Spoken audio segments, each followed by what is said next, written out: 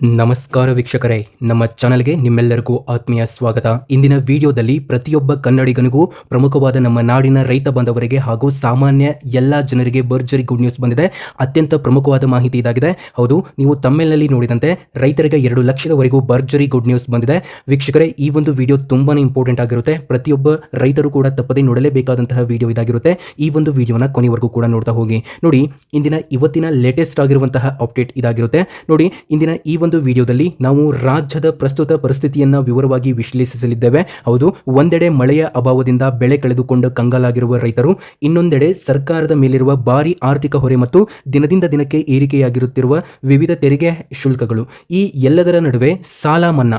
ಹೌದು ವೀಕ್ಷಕರೇ, ಇಲ್ಲಿ ಸರ್ಕಾರದಿಂದ ರೈತರಿಗೆ ಭರ್ಜರಿ ಗುಡ್ ನ್ಯೂಸು. ಸರ್ಕಾರ ನಿಜಕ್ಕೂ ಮಾಸ್ಟರ್ ಪ್ಲಾನ್ ಮಾಡುತ್ತಿದೆ. ಈ ಎಲ್ಲಾ ವಿಷಯಗಳನ್ನ ಈ ಒಂದು ವಿಡಿಯೋದಲ್ಲಿ ಸಂಪೂರ್ಣ ಸಾಕ್ಷ್ಯ ಮತ್ತು ವಿಶ್ಲೇಷಣೆಯೊಂದಿಗೆ ತಿಳಿಸಿಕೊಡಲಿದ್ದೇವೆ. ಈ ಒಂದು ವಿಡಿಯೋನ ಸಂಪೂರ್ಣವಾಗಿ ಕೊನೆವರೆಗೂ ಕೂಡ ನೋಡಿ. ವೀಕ್ಷಕರೇ, ವಿಡಿಯೋನ ಕೊನೆವರೆಗೂ ಕೂಡ ನೋಡೋಕ್ಕಿಂತ ಮೊದಲು ನನ್ನೊಂದು ಚಿಕ್ಕ ರಿಕ್ವೆಸ್ಟು, ನಾವು ನಿಮಗೆ ಯಾವುದೇ ರೀತಿ ಬೇಡದಿರುವಂತಹ ವಿಡಿಯೋಸ್ಗಳು ಮತ್ತು ನಿಮಗೆ ಡಿಸ್ಟರ್ಬ್ ಆಗುವಂತಹ ಅಪ್ಡೇಟ್ಗಳನ್ನು ಎಂದೂ ಕೂಡ ಅಪ್ಲೋಡ್ ಮಾಡೋದಿಲ್ಲ. ಹಾಗಾಗಿ ಯಾರಿನ್ನೂ ಕೂಡ ಸಬ್ಸ್ಕ್ರೈಬ್ ಆಗಿಲ್ವವರು ಈಗಲೇ ಕೆಳಗಡೆ ಕಾಣುವಂತಹ ಸಬ್ಸ್ಕ್ರೈಬ್ ಬಟನ್ ಮೇಲೆ ಪ್ರೆಸ್ ಮಾಡಿ ಅದರ ಮೇಲೆ ಕ್ಲಿಕ್ ಮಾಡಿಬಿಟ್ಟು ಪ್ರತಿಯೊಬ್ಬ ವೀಕ್ಷಕರು ಕೂಡ ಸಬ್ಸ್ಕ್ರೈಬ್ ಆಗಬಹುದು.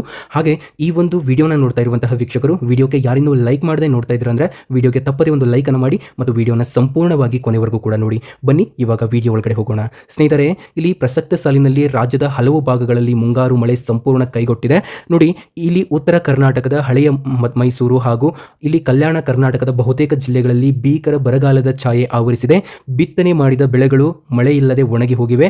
ಬಿತ್ತನೆ ಬೀಜ, ರಸಗೊಬ್ಬರ, ಕೂಲಿ ಆಳುಗಳಿಗಾಗಿ ರೈತರು ಮಾಡಿದ ಖರ್ಚು ಅಷ್ಟಿಷ್ಟಲ್ಲ, ಸಂಪೂರ್ಣ ನೀರಿನಲ್ಲಿ ಹೋಮ ಮಾಡಿದಂತಾಗಿದೆ. ಇದರ ಬೆನ್ನಲ್ಲೇ ರೈತರಿಗೆ ಕೊನೆಗೂ ಕೂಡ ಸರ್ಕಾರದಿಂದ 2 ಲಕ್ಷದವರೆಗೂ ಇಲ್ಲಿ ಭರ್ಜರಿ ಗುಡ್ ನ್ಯೂಸ್ ಅನ್ನ ಕೊಡಲಿದ್ದಾರೆ. ಇದನ್ನು ಏನಂತ ತಿಳ್ಕೊಳ್ಳೋಕ್ಕಿಂತ ಮೊದಲು ವಿಡಿಯೋನ ಸಂಪೂರ್ಣವಾಗಿ ಕೊನೆವರೆಗೂ ಕೂಡ ನೋಡಿ ಮತ್ತು ವಿಡಿಯೋಗೆ ಒಂದು ಲೈಕ್ ಅನ್ನು ಮಾಡಿ. ನೋಡಿ ಸ್ನೇಹಿತರೆ, ಈ ಒಂದು ಪ್ರಸಕ್ತ ಸಾಲಿನಲ್ಲಿ ಅಂದರೆ ರಾಜ್ಯದ ಒಂದು ಮಳೆಯ ಅಭಾವದಿಂದ ಇಲ್ಲಿ ಕಂಗಾಲಾದಂತಹ ರೈತರಿಗೆ ಇಲ್ಲಿ ಉದಾಹರಣೆಯಾಗಿ ಮುಂಗಾರು ಮಳೆ ಸಂಪೂರ್ಣ ಕೈ ಕೊಟ್ಟಿದೆ. ಸ್ಪೆಷಲ್ ಆಗಿ ಉತ್ತರ ಕರ್ನಾಟಕದ ಭಾಗಗಳು ಮತ್ತು ಇಲ್ಲಿ ಮೈಸೂರು ಅಂದರೆ ಹಳೆಯ ಮೈಸೂರು ಭಾಗಗಳು ಹಾಗೂ ಕಲ್ಯಾಣ ಕರ್ನಾಟಕದ ಬಹುತೇಕ ಜಿಲ್ಲೆಗಳಿಗೆ ಭೀಕರ ಬರಗಾಲ ಒಂದು ಆವರಿಸಿದೆ ಮತ್ತು ಬಿತ್ತನೆ ಮಾಡಿದ ಬೆಳೆಗಳು ಕೂಡ ಸರಿಯಾಗಿ ಬಂದಿಲ್ಲ, ಒಣಗಿ ಹೋಗಿದೆ. ಇದರ ಬೆನ್ನಲ್ಲೇ ಇಲ್ಲಿ ಸರ್ಕಾರದಿಂದ ರೈತರಿಗೆ ಗುಡ್ ನ್ಯೂಸ್ ಬಂದಿದೆ. ಅದೇನಂತ ತಿಳಿಸಿಕೊಡ್ತಾನೆ, ಬನ್ನಿ ನೋಡಿ. ಇಲ್ಲಿ ಬ್ಯಾಂಕ್ಗಳಿಂದ ಮತ್ತು ಸಹಕಾರಿ ಸಂಘಗಳಿಂದ ಪಡೆದ ಸಾಲವನ್ನು ತೀರಿಸುವುದು ಹೇಗೆ ಎಂಬ ಚಿಂತೆಯಲ್ಲಿ ರೈತರು ದಿನದೂಡುತ್ತಿದ್ದಾರೆ. ಇಂತಹ ಸಂಕಷ್ಟದ ಸಮಯದಲ್ಲಿ ಮುಖ್ಯಮಂತ್ರಿಗಳಾದಂತಹ ಇವಾಗ ನೂತನ ಮುಖ್ಯಮಂತ್ರಿಯಾಗಿರುವಂತಹ DK ಶಿವಕುಮಾರ್ ಅವರು ಸರ್ಕಾರದ ಪ್ರಮುಖ ನಾಯಕರು. ನೋಡಿ, ಇಲ್ಲಿ ಕೆಲವೊಂದಿಷ್ಟು ಜಿಲ್ಲೆಗಳಿಗೆ ಅವರು ಪ್ರವಾಸವನ್ನು ತೆಗೆದುಕೊಂಡರು. ಉದಾಹರಣೆಗೆ ಕಲಬುರಗಿ ಹಾಗೂ ಇತರ ಜಿಲ್ಲೆಗಳಲ್ಲಿ ಪ್ರವಾಸದಲ್ಲಿದ್ದಾರೆ ಆಲ್ರೆಡಿ. ಇವಾಗನೂ ಕೂಡ ಇಲ್ಲಿ ನೀಡಿದ ಹೇಳಿಕೆಗಳು ರೈತರಲ್ಲಿ ಹೊಸ ಭರವಸೆಯನ್ನ ಮೂಡಿಸಿದ್ದವು. ರೈತರ ಸಂಕಷ್ಟದಲ್ಲಿ ಸರ್ಕಾರ ಸ್ಪಂದಿಸಲಿದೆ, ಸಾಲ ಮನ್ನಾ ಕುರಿತು ಪರಿಶೀಲಿಸಲಾಗುವುದು ಎಂಬ ಭರವಸೆಯ ಮಾತುಗಳು ರೈತ ಸಂಘಟನೆಗಳಲ್ಲಿ ಮತ್ತು ಕೃಷಿಕರಲ್ಲಿ ಭಾರಿ ನಿರೀಕ್ಷೆಯನ್ನುಂಟು ಮಾಡಿವೆ. ಇದರ ಬೆನ್ನಲ್ಲೇ ನಿಮಗೆ ಏನು ಇಲ್ಲಿ ಬರೋಬ್ಬರಿ 2 ಲಕ್ಷದವರೆಗೆ ಇಲ್ಲಿ ಲೇಟೆಸ್ಟ್ ಆಗಿರುವಂತಹ ಅಪ್ಡೇಟು ಏನು ಘೋಷಣೆ ಮಾಡಿದ್ದಾರೆ ಅಂತ ತಿಳಿಸಿಕೊಡ್ತೇನೆ ನೋಡಿ. ಈಗ ಸರ್ಕಾರದ ಮೇಲೆ ಎಲ್ಲ ಕಡೆಯಿಂದಲೂ ಭಾರಿ ಒತ್ತಡ ನಿರ್ಮಾಣವಾಗಿದೆ. ವಿರೋಧ ಪಕ್ಷಗಳು ಮತ್ತು ವಿರೋಧ ಪಕ್ಷದ ನಾಯಕರು ಮತ್ತು ಆಡಳಿತ ಪಕ್ಷದ ಹಲವು ಶಾಸಕರು ಹಾಗೂ ಸಂಯುಕ್ತ ಕಿಸಾನ್ ಮೋರ್ಚಾದಂತಹ ಪ್ರಮುಖ ರೈತ ಸಂಘಟನೆಗಳು ಸರ್ಕಾರಕ್ಕೆ ಸ್ಪಷ್ಟ ಬೇಡಿಕೆಯನ್ನು ಇಟ್ಟಿವೆ.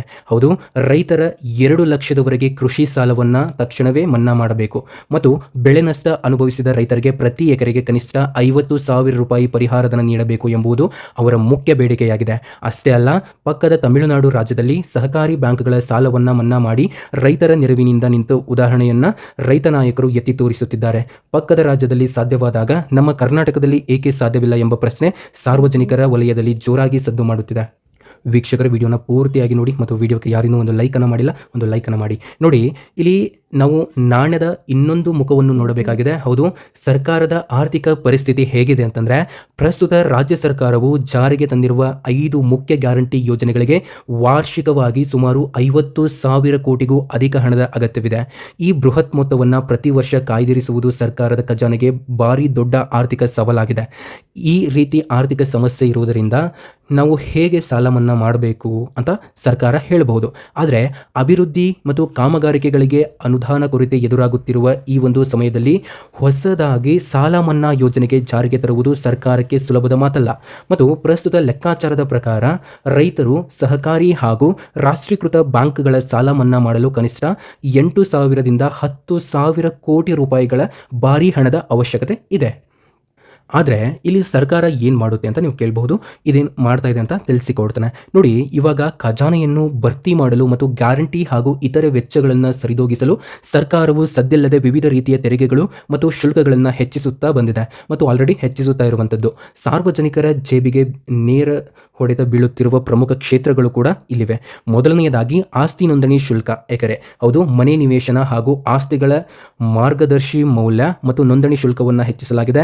ಎರಡನೆಯದಾಗಿ ಕಸದ್ ಸೆಸ್, ಹೌದು, ನಗರ ಪ್ರದೇಶದಲ್ಲಿ ಪ್ರತಿಯೊಂದು ಆಸ್ತಿಯಿಂದ ಕಸ ವಿಲೇವಾರಿಗಾಗಿ ಹೆಚ್ಚುವರಿ ಸೆಸ್ ವಸೂಲು ಮಾಡಲು ನಿರ್ಧರಿಸಲಾಗಿದೆ.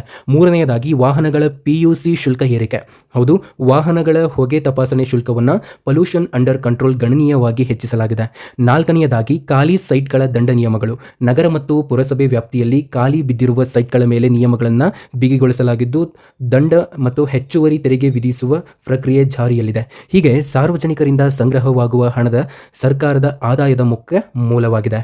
ಮತ್ತು ಪ್ರಸ್ತುತ ರಾಜಕೀಯ ಮತ್ತು ಆರ್ಥಿಕ ವಲಯದಲ್ಲಿ ಸಾಲ ಮನ್ನಾ ಕುರಿತು ಎರಡು ಪ್ರಮುಖ ವಾದಗಳು ನಡೆಯುತ್ತಿವೆ.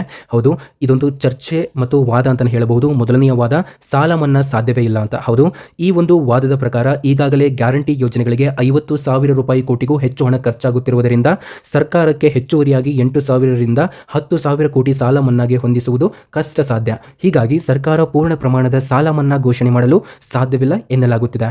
ಎರಡನೆಯ ವಾದ, ಸರ್ಕಾರದ ಮಾಸ್ಟರ್ ಪ್ಲಾನ್. ಇನ್ನೊಂದು ವಿಶ್ಲೇಷಣೆಯ ಪ್ರಕಾರ ಸರ್ಕಾರವು ನಗರ ಪ್ರದೇಶದಲ್ಲಿ ಆಸ್ತಿ ತೆರಿಗೆ, ಕಸದ್ ಸೆಸ್, ನೋಂದಣಿ ಶುಲ್ಕ ಮುಂತಾದವುಗಳ ಮೂಲಕ ಹೆಚ್ಚಿನ ಹಣ ಸಂಗ್ರಹಿಸಿ ಆ ಹಣದಿಂದ ಗ್ರಾಮೀಣ ಭಾಗದ ರೈತರ ಸಾಲ ಮನ್ನಾ ಮಾಡಲು ಮಾಸ್ಟರ್ ಪ್ಲಾನ್ ರೂಪಿಸುತ್ತಿರಬಹುದು. ಅಂದರೆ ನಗರದ ಹಣವನ್ನು ಗ್ರಾಮೀಣ ಭಾಗದ ಕೃಷಿ ಸಂಕಷ್ಟಕ್ಕೆ ಪರಿಹಾರಕ್ಕೆ ಬಳಸುವುದು ಸರ್ಕಾರದ ತಂತ್ರವಾಗಿರಬಹುದು ಅಂತ ಹೇಳಲಾಗುತ್ತಿದೆ. ಇದರ ಜೊತೆ ಇವಾಗ ಸರ್ಕಾರಕ್ಕೆ ಏನು 8 ರಿಂದ 10 ಲಕ್ಷ ರೂಪಾಯಿ ಹಣ ಬೇಕಲ್ವಾ, ಇದು ರಾಜ್ಯ ಸರ್ಕಾರ ಅಷ್ಟೇ ಹಾಕಬೇಕಂತ ಏನಿಲ್ಲ. ನಾವೇನು ಟ್ಯಾಕ್ಸ್ ಕಟ್ತೇವೆ ಅದನ್ನು ನಾವು ಸೆಂಟ್ರಲ್ ಗೌರ್ಮೆಂಟ್ಗೂ ಕೂಡ ಕಟ್ತೇವೆ. ಹಾಗಾಗಿ ರಾಜ್ಯ ಸರ್ಕಾರ ಮತ್ತು ಕೇಂದ್ರ ಸರ್ಕಾರ ಎರಡೂ ಸೇರಿಸಿ ರೈತರಿಗೆ ಸಹಾಯ ಮಾಡಲಿ ಅಂತ ಕೆಲವರು ವಿವಾದವನ್ನು ಕೂಡ ಮಾಡ್ತಾ ಇದ್ದಾರೆ.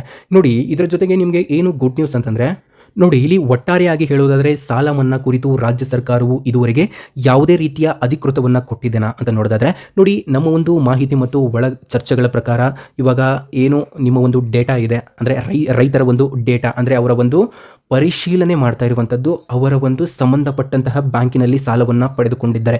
ಅಂದರೆ ರಾಷ್ಟ್ರೀಕೃತ ಬ್ಯಾಂಕ್ಗಳಲ್ಲಿ ನೀವೇನಾದರೂ ಸಾಲವನ್ನು ತೆಗೆದುಕೊಂಡಿದ್ದೀರಾ ಅಂತಂದರೆ ಅಲ್ಲಿ ನಿಮ್ಮ ಒಂದು ಡೀಟೇಲ್ಸನ್ನು ಕೇಳ್ತಾ ಇದೆ ಸರ್ಕಾರ. ಈ ನಮ್ಮ ಕರ್ನಾಟಕ ರೈತರು ಇದ್ದಾರೆ ಗೊತ್ತಾ, ಅವರು ನಿಮ್ಮ ಬಳಿ ಎಷ್ಟು ಸಾಲವನ್ನು ತೆಗೆದುಕೊಂಡಿದ್ದಾರೆ ಅಂತ ಇಲ್ಲಿ ಬ್ಯಾಂಕ್ಗಳಿಗೆ ವರದಿಯನ್ನು ಸಲ್ಲಿಸಲು ಇಲ್ಲಿ ಮನವಿಯನ್ನು ಸಲ್ಲಿಸಲಾಗಿದೆ. ಹಾಗಾಗಿ ಇಲ್ಲಿ ಬಹುತೇಕ ಜನರು 2 ಲಕ್ಷದವರೆಗೂ ಸಾಲ ಮನ್ನಾ ಆಗುತ್ತೆ. ಯಾಕಂತಂದರೆ ಹೊಸ ಮುಖ್ಯಮಂತ್ರಿ ನಮ್ಮ DK ಶಿವಕುಮಾರ್ ಆಗಿದ್ದಾರೆ. ಇದರ ಬೆನ್ನಲ್ಲಿ ನಮಗೆ ಸಾಲ ಮನ್ನಾ ಮಾಡ್ತಾರೆ. ಲಿಮಿಟು 2 ಲಕ್ಷದವರೆಗೂ ಯಾರ್ಯಾರು ರೈತರು ಸಾಲವನ್ನು ತೆಗೆದುಕೊಂಡಿದ್ದೀರಾ ನಿಮಗೆ ಸಾಲ ಮನ್ನಾ ಆಗುವಂತಹ ನಿರೀಕ್ಷೆ ಇದೆ ಅಂತ ನಾವು ಇಲ್ಲಿ ಊಹಿಸಬಹುದು ವೀಕ್ಷಕರೇ.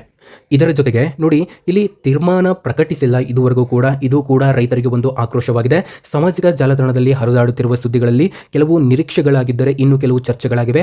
ಸರ್ಕಾರ ಮುಂದಿನ ಸಚಿವ ಸಂಪುಟ ಸಭೆಯಲ್ಲಿ ಅಥವಾ ಮುಂಬರುವ ಅಧಿವೇಶನದಲ್ಲಿ ಈ ಕುರಿತು ಪ್ರಮುಖ ತೀರ್ಮಾನ ಕೈಗೊಳ್ಳುವ ಸಾಧ್ಯತೆ ಇದೆ ಮತ್ತು ರೈತರ ಸಂಕಷ್ಟಕ್ಕೆ ಸರ್ಕಾರ ಶೀಘ್ರವೇ ಸ್ಪಂದಿಸಲಿ ಹಾಗೂ ಬಡ ಮತ್ತು ಮಧ್ಯಮ ವರ್ಗದ ಜನರ ಮೇಲಿನ ತೆರಿಗೆ ಹೊರೆಯನ್ನು ಕೊಂಚ ಕಡಿಮೆ ಮಾಡಲಿ ಎಂಬುದು ಎಲ್ಲರ ಆಶಯವಾಗಿದೆ.